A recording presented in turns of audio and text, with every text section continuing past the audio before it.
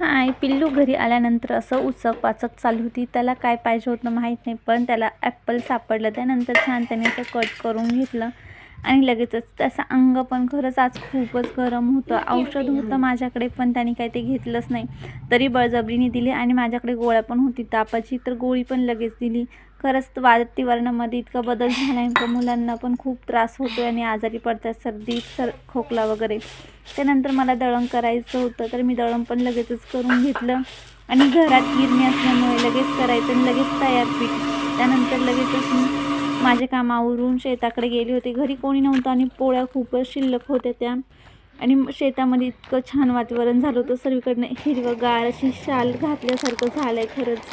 त्यानंतर माशांना पण चपाती वगैरे टाकली आणि हे काही मासे दिसत नाही, खूप खोल आहे त्यामुळे. आणि हे पिल्लं पण इतके त्रास देत होते, हातात पोळी पाहिल्यानंतर आम्हाला पण मागत होते जसं काही आम्हाला पण द्या. त्यानंतर आमच्या गाईला पण थोडी चपाती वगैरे खाऊ घातली. माझी मेथीची भाजी पण खूप छान झाली आहे. खूप दिवसानंतर शेतात गेले. चला पुन्हा भेटूया नेक्स्ट ब्लॉगला. बाय.